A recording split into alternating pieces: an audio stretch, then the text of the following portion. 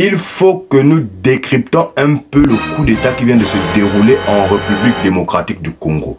Entre amateurisme ou entre jeu. Parce que là, il faudrait vraiment que nous décryptons cela. Comment ça se fait qu'une équipe, je dirais, de bras cassés, une équipe qui n'est pas vraiment formée, arrive à rentrer dans le Palais des Nations, donc la maison du président de la République? Avant même de savoir tout cela, il faut d'abord essayer de comprendre ce qui s'est passé. En tout cas, comme il y a eu des morts, nous n'allons pas rentrer en profondeur dans certains détails. Mais il faut quand même savoir que ces personnes qui ont voulu faire le coup d'État, ils ont quand même eu le courage d'essayer. Ils ont essayé. Malheureusement pour eux, ça n'a pas fonctionné. Mais entre le direct de leur page Facebook, en plein coup d'État, et les soldats qu'on a vus en tongs, c'est-à-dire que ils ont fait le coup d'État, ils ont fait en même temps un direct sur Facebook. Et dans le direct Facebook, on aperçoit des soldats avec des armes et ils sont en tongs. On ne sait pas s'il faut rire ou s'il faut pleurer. Mais en tout cas, il y a quand même eu des morts. Donc nous sommes obligés, bien évidemment, de garder un ton sérieux. Pourquoi? Parce que derrière la lubie de leur leader, en fait, on voit quand même qu'il y a toujours la nostalgie du Zaïre. Le Zaïre est toujours là. Il y a quand même un fond qui est le lot de toutes les personnes qui sont déçues depuis les 20 dernières années. C'est-à-dire que les 20 dernières années qui viennent de s'écouler en République démocratique du Congo, il y a énormément de personnes qui sont déçues. Qui sont déçues non seulement par l'action ou l'inaction des différents gouvernements qui sont occupés à prier, à enrichir les pasteurs et à faire quoi? Et en même temps à accuser le Rwanda. Mais ils n'agissaient pas. Ils sont seulement là à accuser le Rwanda, que le Rwanda agresse le Congo, mais aucun agissement. Donc, on doit quand même se poser certaines questions sur les renseignements et la sécurité en République démocratique du Congo.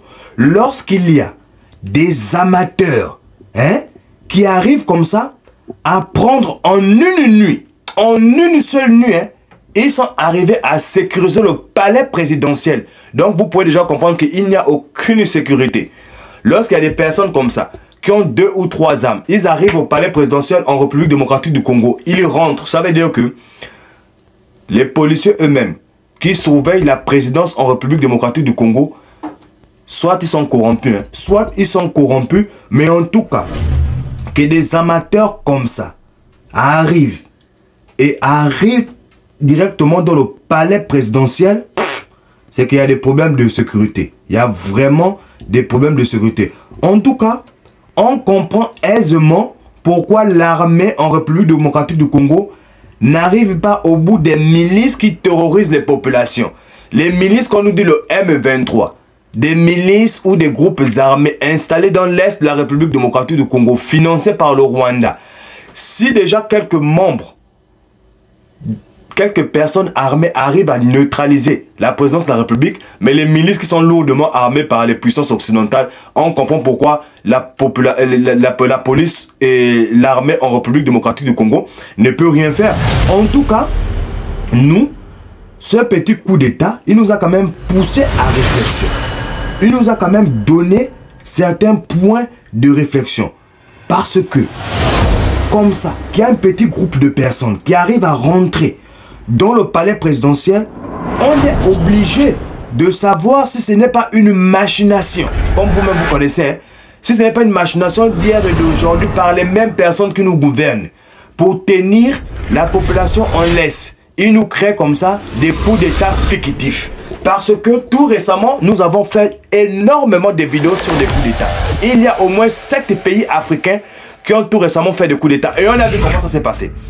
La première des choses lorsqu'on fait le coup d'État, je pense quand même, il faut quand même s'assurer qu'on a attrapé le président de la République.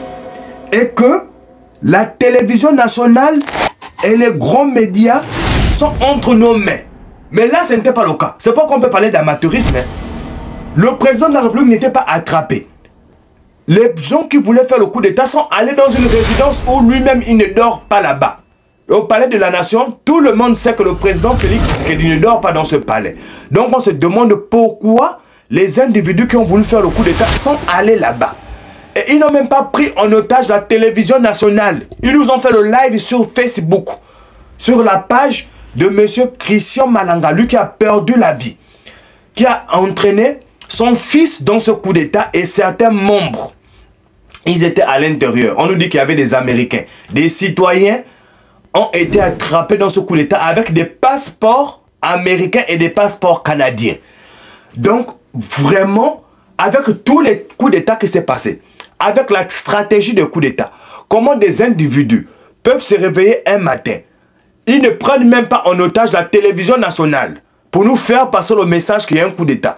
Ils ne sécurisent même pas le président pour le mettre dans une maison sécurisée ou pour le faire fuir du pays. Mais là, on est obligé de se poser des questions, les gars. Nous sommes sur la Chicotte TV ici. Nous sommes là pour lancer des points de réflexion.